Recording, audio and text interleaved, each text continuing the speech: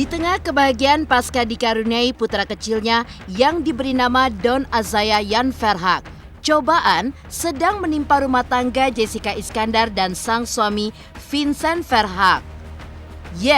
Kemarin Jedar terlihat menggelar jumpa wartawan untuk mengabarkan kasus penipuan yang dialaminya. Dalam kasus penipuan tersebut, Jedar mengaku kehilangan 11 mobil yang diantaranya merupakan miliknya pribadi hingga beberapa mobil yang sempat dibelinya dari pelaku. Dan total kerugian Jedar mencapai hampir 10 miliar. Lantas, bagaimana awal mula kronologi penipuan yang dialami Jedar? Dan benarkah Jedar telah membawa kasus penipuan yang dialaminya ke pihak kepolisian?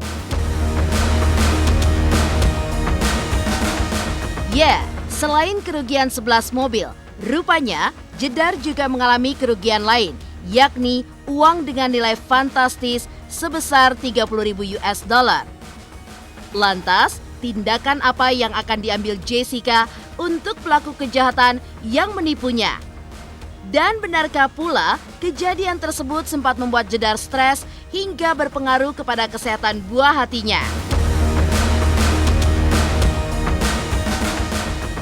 Di sisi lain, Jessica Iskandar mengungkapkan jika putra pertamanya El Barak kini tengah menjadi kakak yang siaga untuk adiknya. Bahkan, Jedar mengungkapkan El kini tengah sayang-sayangnya dengan Don. Lantas, seperti apa usaha yang dilakukan oleh El untuk menjadi kakak siaga?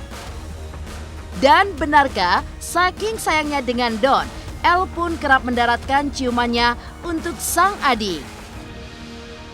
Pemirsa, bersama Intens Investigasi, kami hadirkan kabar terkini, terpercaya, dan teraktual. Tetapi sebelumnya, jangan lupa untuk like, subscribe, dan juga share channel YouTube ini.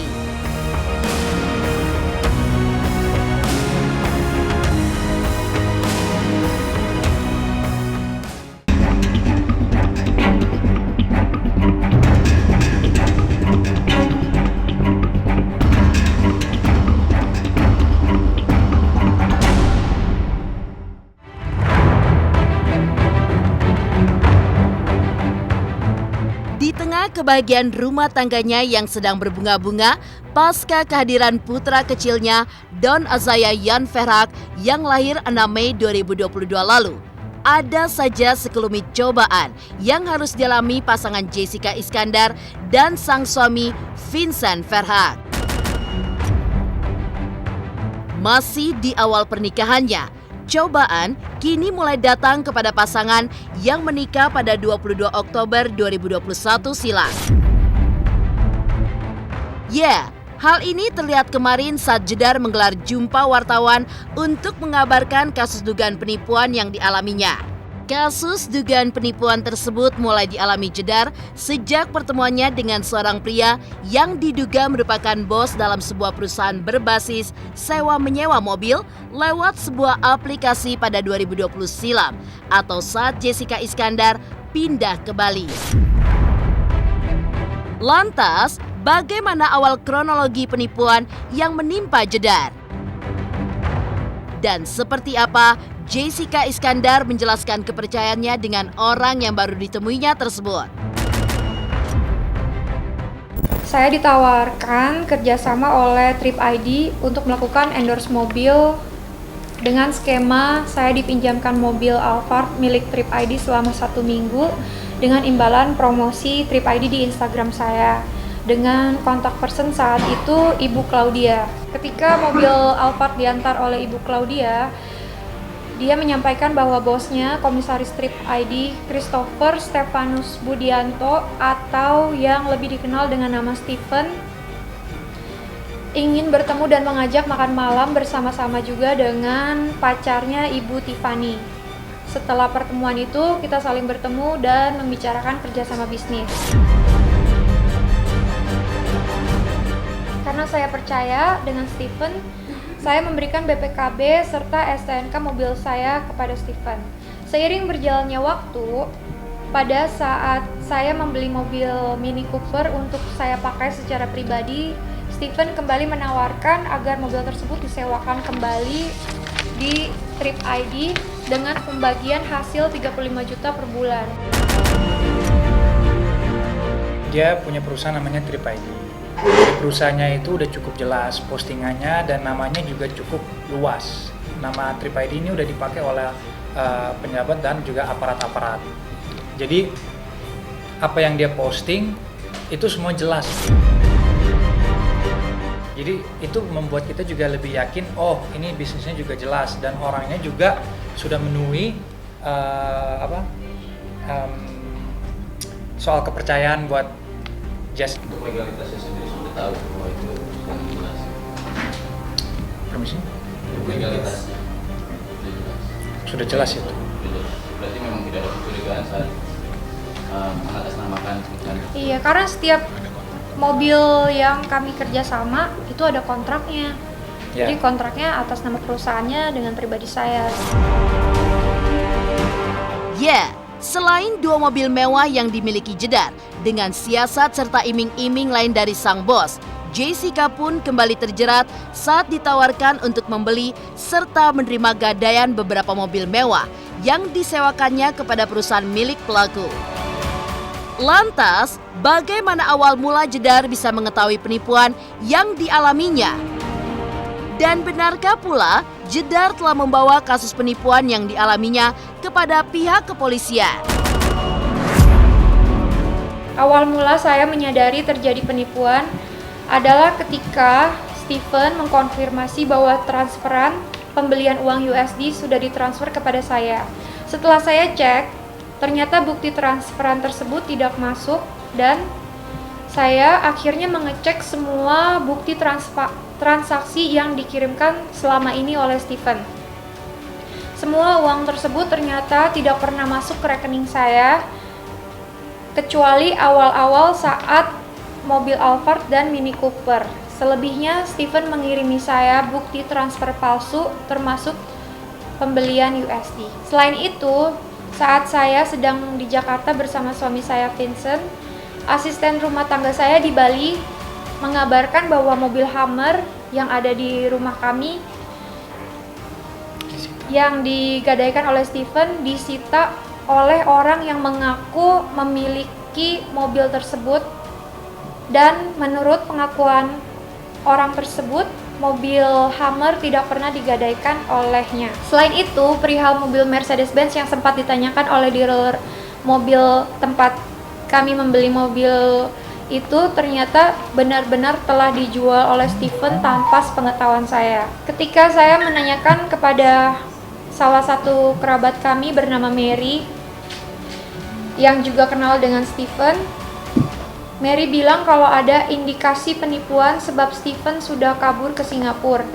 Dan ketika suami saya, Vincent, berhasil mengkontak Stephen, Stephen mengakui perbuatannya menipu saya. Kami sudah melaporkannya ke kasus ini ke Polda Metro Jaya. Alhamdulillah tim penyidik telah merespon dengan cepat dan membantu Mbak Jessica.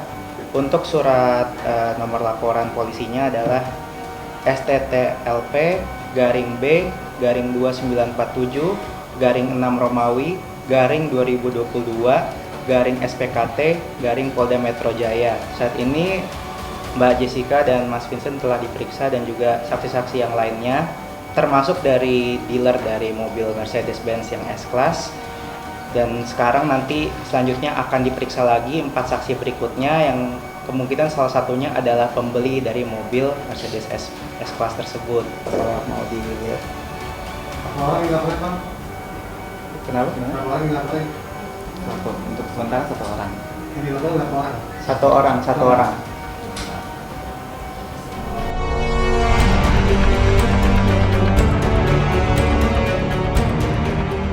Ya, selain kerugian 11 mobil, rupanya Jedar juga mengalami kerugian lain yang ditotalkan bisa mencapai hampir 10 miliar. Lantas, kerugian apa yang dialami Jedar? Dan benarkah pula kejadian tersebut sempat membuat Jedar stres dan berpengaruh kepada kesehatan buah hatinya? Pemirsa, pastikan tetap di Intens Investigasi. Dan jangan lupa untuk like, subscribe, dan juga share channel YouTube ini. Halo, saya Coki Sitohang. Saksikan terus Intens Investigasi sehari 3 kali, Senin sampai Sabtu di YouTube channelnya. Like, subscribe, and share. Don't forget.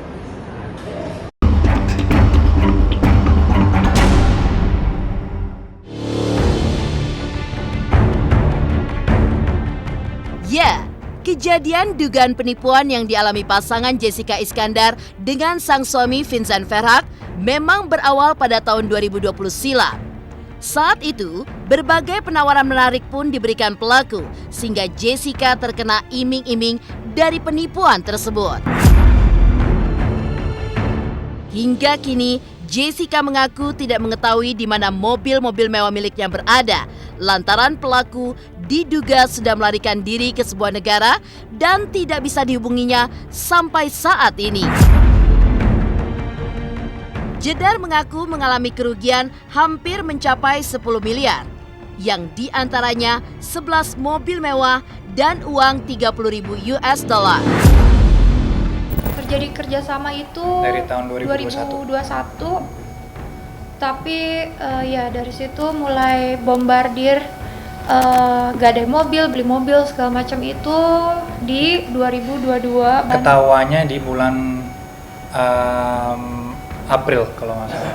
Enggak, bulan ketahuannya pas aku lahiran kan, Februari, Mei. Mei. Iya. Bulan Mei ketahuannya. Tapi di bulan Aprilnya tuh mulai banyak mobil yang digadai, dijual. Kerugiannya 9 miliar 853 juta. 11 mobil dan 30.000 US dollar. Selain mobil-mobil mewah tersebut, ada juga uang sebesar 30.000 US dollar yang diiming-imingi oleh Steven akan dibeli sebesar 15.000 per dolarnya. Dia tidak kooperatif. Jadi maksudnya kooperatif mau ganti rugi segalanya tidak ada kabar.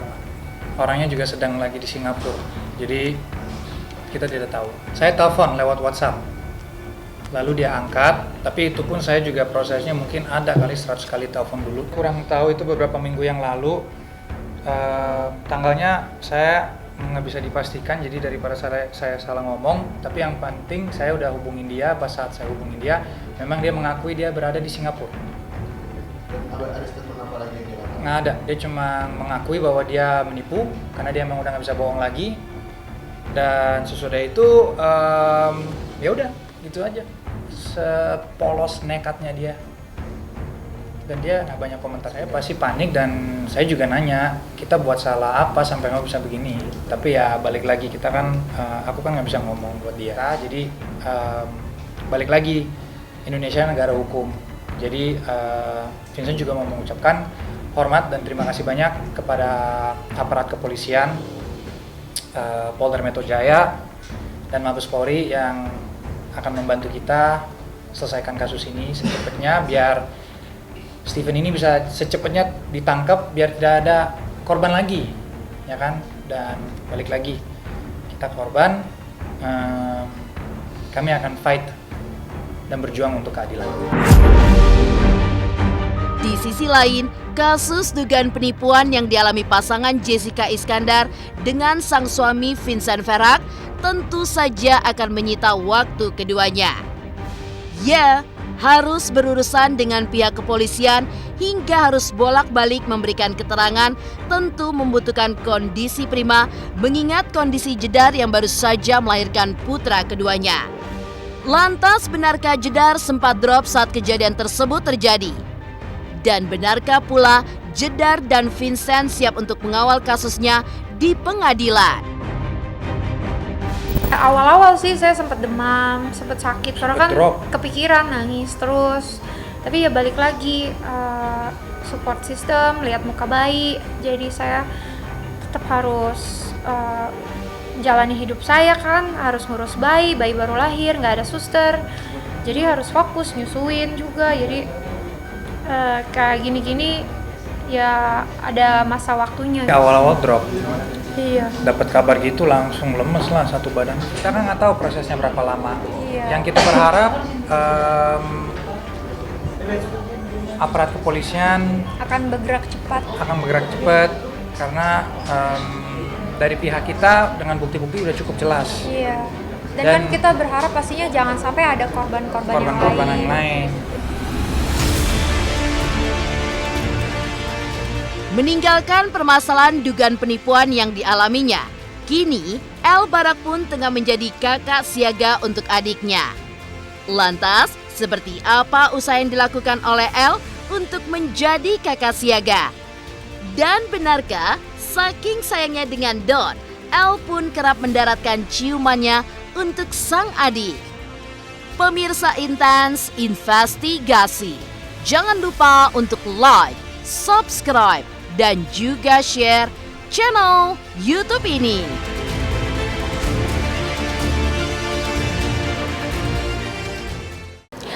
Halo, aku Bunga Zainal. Saksikan terus Intens Investigasi yang tayang 3 kali sehari, Senin sampai Sabtu. Dan jangan lupa kalian like, share, dan subscribe.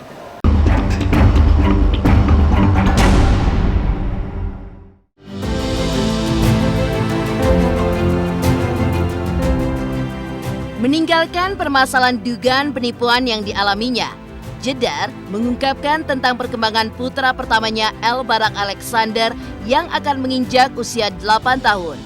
Di usianya tersebut, Jedar mengungkapkan jika sang kakak tidak memiliki rasa cemburu dengan hadirnya Don Azaya Yan Verhaak atau akrab disapa Baby Don dalam kehidupannya. Lantas, seperti apa usaha yang dilakukan oleh El? Dan benarkah pula El Barak pun kerap ikut dalam memandikan sang adik? Panjangnya udah hampir 60-an, terus beratnya udah mau 6 kilo lebih. Nggak ada cemburu-cemburu gitu ya? Enggak. Hah? Tanggung jawab sebagai kakak. Iya, dia tanggung jawab banget, dia seneng punya adik gitu. Karena dia emang udah lama minta adik kan. Terus pas dia dapet, terus sesuai yang diharapkan juga dia pengen adik cowok. Terus ya udah dia happy banget. Dia terasa lebih gede gitu. Jadi terasa lebih pinter, dewasa. Jadi nggak kerasa dia masih baby lagi gitu. Jadi dia sekarang dia ngerasa dia lebih gede karena dia punya adik. Terus dia juga pengen banget ikut serta kayak kalau pas lagi mandiin, pas lagi begadang dia minta dibangunin, terus kayak ganti popok, terus kayak misalnya dia ngasih tahu aku, "Ma, kayaknya Ade harus ganti popok deh." gitu. Terus pas aku cek, "Oh iya bener." gitu. "See, I told you." gitu. Kayak gitu-gitu dia excited banget. Terus dia juga pengen bacain adiknya buku cerita kalau tidur malam. Ya, tidak hanya kerap ikut dalam memandikan sang adik. Kelucuan dari sang adik di usianya yang memasuki usia 2 bulan rupanya juga membuat El Barak menjadi gemas, bahkan kadang mencium. Bahkan, ia pun mengganggu sang adik dengan memencet paha adiknya saat tengah mandi. Iya, gregetan banget, dia kadang pengen buka bajunya terus cium-ciumin perutnya, terus udah gitu kalau adiknya lagi mau mandi dia suka pencet-pencet pahanya, kan sekarang udah tebel gitu, terus dia suka cium-ciumin adiknya, sayang-sayangin.